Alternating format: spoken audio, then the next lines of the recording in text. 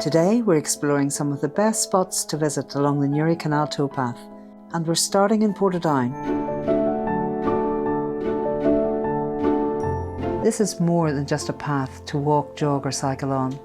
It's a journey through the heart of a landscape that has witnessed centuries of change.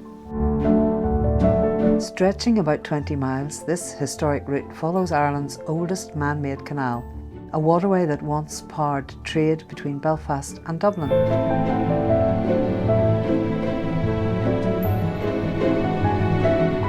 Today, the canal may be silent of commercial barges, but it is often used by Portadown Boat Club, who regularly train along this stretch of water. Alongside the canal, the towpath is a quiet retreat for walkers, cyclists and nature lovers to enjoy the beauty of the Irish countryside. As we move along the towpath, about 1.5 miles from Portadown, we come to the point of Whitecoat. This is where the River Bann and the River Cusher on either side merge with the canal.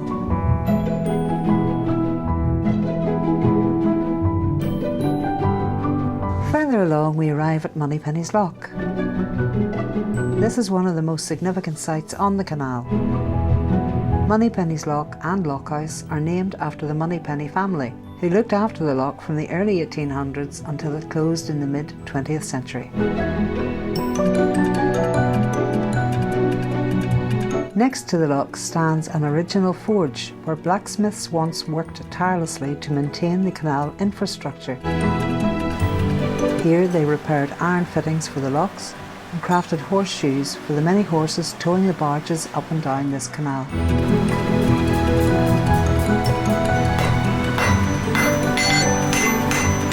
The clang of the hammer on the anvil still echoes today, as Johnny Kerr, the blacksmith here, shows us how the work was done.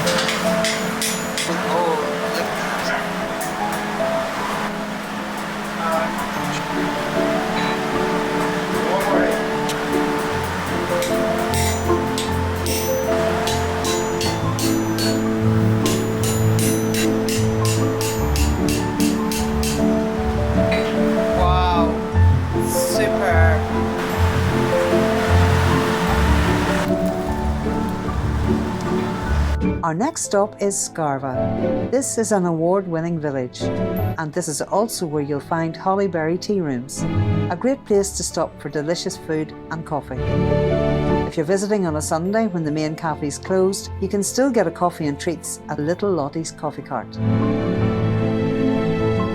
Scarva isn't just a treat for walkers and cyclists along the towpath, it also welcomes members of the boating community from time to time.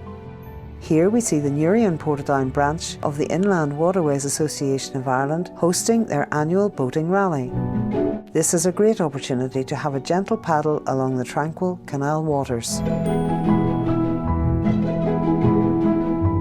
The bandstand in the garden next to the tea rooms comes alive during the summer months when local bands perform for the visiting crowds.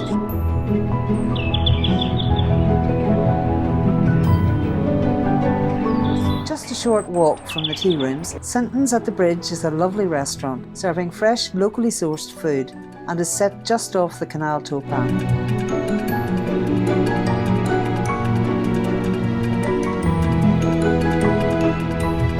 We leave Scarva now and head on towards Acton Lake.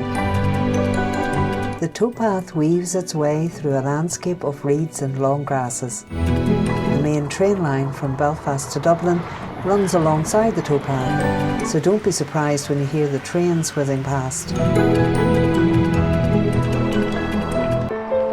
Next up is Acton Lake.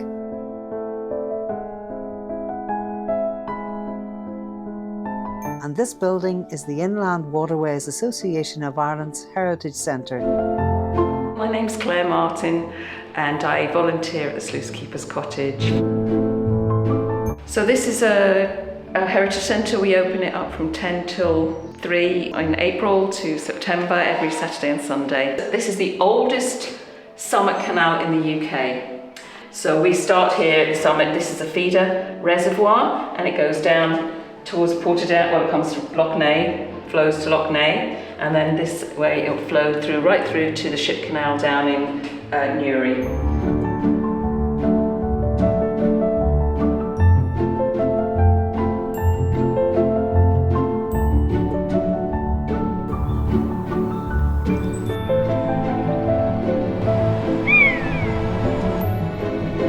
Beyond Acton Lake is Points Pass, another great place to stop for refreshments.